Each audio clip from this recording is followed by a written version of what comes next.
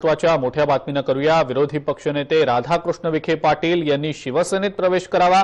सुजय विखे पाटलांच्या भाजप प्रवेशानंतर शिवसेनेचे खासदार संजय राऊत यांनी विखे पाटलांना आता आवाहन केलेलं आहे। राधाकृष्ण विखे पाटील यांच्या शिवसेना प्रवेशानं युती आणखी मजबूत होईल असंही संजय राऊत यांनी म्हटलेलं आहे। अधिक माहिती या संदर्भातली जाणून घेऊया। Senior political correspondent Dinesh Dukhande आहेत सध्या आपल्यासोबत फोनलाईनवरनं।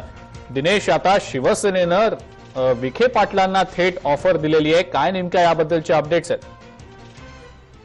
अजिंक्य, विरोधी पक्षनेते राधाकृष्ण विखे पाटील यांचे चिरंजीव सुजय यांनी काही वेळापूर्वीच भाजपमध्ये प्रवेश केला आहे। मुख्यमंत्र्यांच्या उपस्थितीत हा प्रवेशाचा कार्यक्रम पार पडला आहे आणि या राजकीय घडामोडीवर भाष्य करताना शिवसेनेचे संसदीय नेते संजय राऊत यांनी राधाकृष्ण विखे पाटलांवर विधान केलेलं आहे।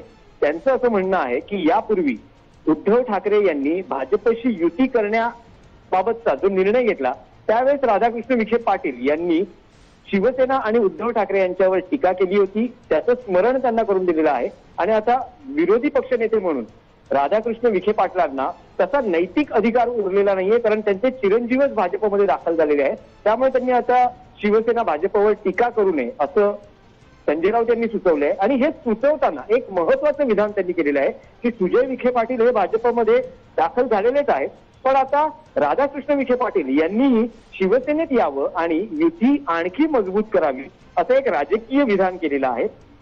एकूणच हे राजकीय विधान पाहता सध्या महाराष्ट्राच्या राजकारणात लोकसभा निवडणुकीच्या अनुषंगाने ज्या काही घडामोडी घडत आहेत त्या अनुषंगानेच हे राऊत यांचं विधान मानता येईल। पण त्या संदर्भात प्रतिक्रिया व्यक्त केल्यानंतर त्यांनी आणखी एक महत्वाचं विधान शिवसेनेच्या अनुषंगाने केलेलं आहे। सध्या चर्चा आहे की शिवसेना नेते आणि युवासेना प्रमुख आदित्य ठाकरे हे सक्रिय राजकारणातून संसदीय राजकारणात येणार। आज त्यांच्या लोकसभा निवडणूक लढवण्यासंदर्भातल्या बातम्या काही प्रसार माध्यमांमध्ये प्रसिद्ध होताना दिसत आहेत। ही शक्यता राऊत यांनी फेटाळून लावली आहे। त्यांचं असं म्हणणं आहे की शिवसेनेची नेतृत्वाची जी शैली आहे ही रिमोट कंट्रोल टाईप शैली आहे, ती परंपरा आहे आणि तीच परंपरा आदित्य ठाकरेही पुढे नेतील। पण युवा पिढी ही वेगळ्या पद्धतीने विचार करते।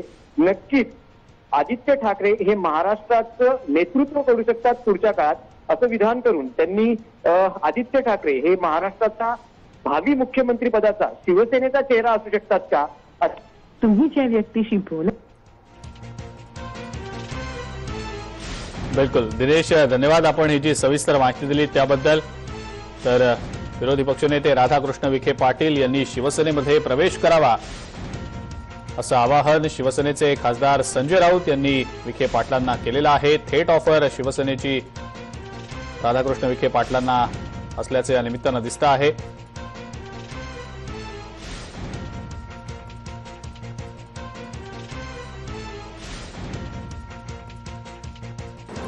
त्यांची थोडी अडचण होणार आहे।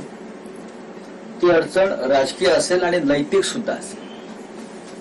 विरोधी पक्ष नेता हा सरकारवर प्रहार करतो, सरकारच्या भूमिकांवर टीका करतो, सरकारच्या विरोधामध्ये जनमत उभं करतो। आता त्यांना ते नैतिक बळ आहे का त्यांच्यापाशी, हा नक्कीच प्रश्न आहे। आणि मी ते त्यांना आवाहन करेन राधाकृष्ण विखे पाटलांना की युती झालेलीच आहे शिवसेना भाजपची। सुजय भाजपात गेलेले आहात, तुम्ही शिवसेनेत या।